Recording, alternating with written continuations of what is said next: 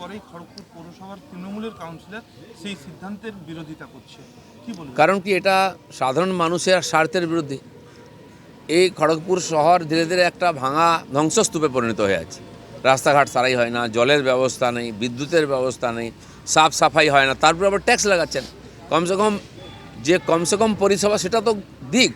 আর যে পার্টির হাতে এখানকার পুরসভা বোর্ড আছে তারা তো সিদ্ধান্ত নিতে পারে না 1 বছর ধরে যে চেয়ারম্যান কী হবে। মানুষ তাদের ভোট দিয়ে জিতিয়ে দেয়, তারপরে চেয়ারম্যান দিতে পারে না, পরিষেবা দিতে পারে না। আর এই ধরনের জনবিরোধী যদি তারা সিদ্ধান্ত নেয়, সবাই বিরোধিতা করো, আমরাও তার বিরুদ্ধে আছি। 4 তারিখ আমরা বিক্ষোভ দেখাবো। এখন তারা পিছনে সরে যাচ্ছেন কেন? এই ধরনের করছেন। লুটপাট বন্ধ করুন, পার্টির লোকেরা খেয়ে নিচ্ছে, তো মিউনিসিপ্যালিটির হাতে টাকা আসবে কী করে? তাই মানুষের উপরে কর চাপাচ্ছেন, এটা খুবই জনবিরোধী। ট্রেন, অমৃত ভারত ট্রেন, অযোধ্যা থেকে মাননীয় প্রধানমন্ত্রী 2টো ট্রেন উদ্বোধন করবেন ভার্চুয়ালি। তার মধ্যে একটা হচ্ছে মালদা থেকে বেঙ্গালুরু যাবে, অনেক লম্বা রুট। তো আমাদের আনন্দের কথা, আমাদের খড়গপুর ডিভিশনে 6টা স্টেশনে সে ট্রেন থামবে। 11টায় শুরু হচ্ছে আজকে, এরপরে 10:30টায়, 9:30টায় বা 10টায় খুলবে ওখান থেকে। তো আজকে খড়গপুর এবং বেলদা, আমাদের মেদিনীপুর লোকসভার মধ্যে 2টি জায়গাতে বড় স্বাগত প্রোগ্রাম হয়েছে। বেলদার মানুষ অনেক দিন ধরে চাইছিলেন যে ওখানে এক্সপ্রেস ট্রেনের স্টপেজ। আমিও একাধিকবার চিঠি লিখেছি। কিছু টেকনিক্যাল কারণ আছে, দাঁতনে থামে, তো বেলদায় 20 কিলোমিটার মধ্যে থামতে পারছে না ট্রেন। কিন্তু ওখানকার মানুষের দরকার আছে। ওখানে আমরা ফ্লাইওভার বানিয়ে দিয়েছি, রাস্তাঘাট করেছি, ফ্লাইওভারের কাজ শুরু হবে।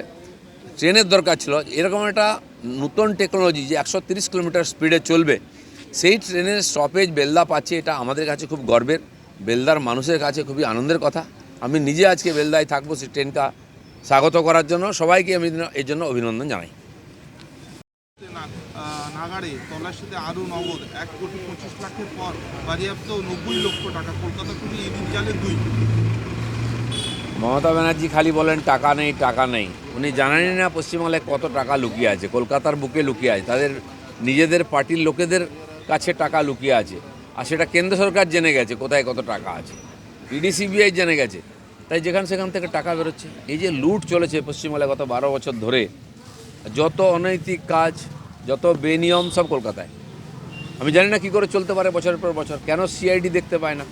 বিজেপি কী করছে, কোথায় সিআইডি দেখতে পায়, পুলিশ দেখতে পায়, আর এই ধরনের দুর্নীতি দেখতে পায় না কেন? তো সেই সমস্ত পরিষ্কৃত হচ্ছে, আরও বেরোবে। মোদী সরকারের সাফল্য, দলীয় মতাদর্শ প্রচারের লক্ষ্যে বই ছাপানোর উদ্যোগ বঙ্গ বিজেপি। স্বাভাবিক, নরেন্দ্র মোদী যে কাজ করেছেন তাকে আবার প্রধানমন্ত্রী করতে হবে আরেকবার মোদী সরকার, তো তার কাজের প্রচারই তার কথা বলবে, তার কাজই মোদির কথা বলবে। সেটা আমরা লোকের কাছে পৌঁছে দেওয়ার জন্য যত রকম সম্ভব মাধ্যমকে নেব। তার মধ্যে বই, পত্রপত্রিকা, লিফলেট সবই বানিয়ে লোকের কাছে নিয়ে যাবো। দাদা, পশ্চিমবঙ্গ বিজেপি ক্ষমতায় এলে 30 লক্ষ টাকা সরকারি চাকরি, 450 টাকায় গ্যাস, শুভেন্দু বলেছেন, কি বলবেন? না, অলরেডি গ্যাসের দাম বা পেট্রোল ডিজেলের দাম কমবে, সবাই আশা করছেন, কমবেও বটে। কিন্তু বিশ্ববাজারে যখন যুদ্ধ হয়েছে, দাম বেড়েছে, তখন বেড়েছিল, এখন দাম কমতে আরম্ভ করেছে। সাধারণ মানুষ তার লাভ পাক, সেটা সরকারও চেষ্টা করবে।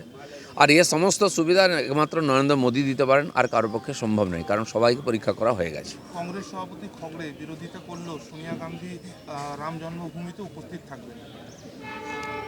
শুধু সোনিয়া গান্ধী নয়, দেশের সমস্ত প্রমুখ নেতা, ব্যবসায়ী, বিশিষ্ট ব্যক্তি, সেলিব্রিটি সবাইকে রাম মন্দিরের যে নির্মাতা, যে কমিটি, তারা আহ্বান করেছেন, আমন্ত্রণ করেছেন।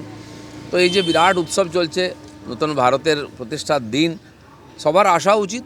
তাহলে লোক ভাববে যে আমাদের ভারতের সঙ্গে নাই। তো সেই জন্য সবাই আসুন, সেই উৎসবে অংশগ্রহণ করুন।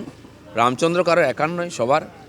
আর লোকে ভাবছে এটা বোধহয় বিজেপির, এটা বিজেপির নয়। সাধু সন্তরা, বিশিষ্ট ব্যক্তিরা এই আন্দোলনে প্রায় 496 বছর ধরে এই আন্দোলন চলেছে, আর তার ফলে রামের প্রত্যাবর্তন হচ্ছে। সেই উৎসবে সবার অংশগ্রহণ করা উচিত। শিল্পপতি আদানির সঙ্গে শরদ পাওয়ারে 1 ঘন্টার বৈঠক, রাজনৈতিক মহলে জল্পনা উস্কে দিল।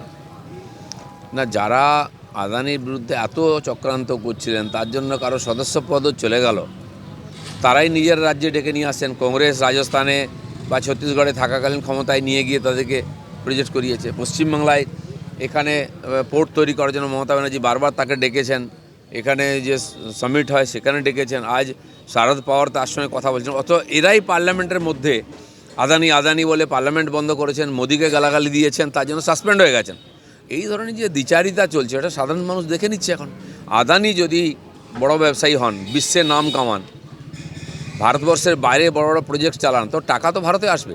তিনি যদি ব্যবসা বাড়ান তাহলে এখানকার লোকের চাকরি পাবে, আমাদের ইকোনমি উন্নত হবে। সেটা না করে এরা তার নামে দেশের বিরোধিতা করছেন, মোদির বিরোধিতা করছেন। जेडीयू पार्टी বলছে যে প্রধানমন্ত্রী कैसा हो नीतीश कुमार जैसा हो এই নিয়ে ভারতে আলিয়াসে খুব যায় क्या গত বছরও পশ্চিমবাংলায় খুব যারা হওয়া উঠেছিল, দিদি পিএম হবেন, মোদি হটাও দেশ বাঁচাও, বড় সভা হয়েছিল।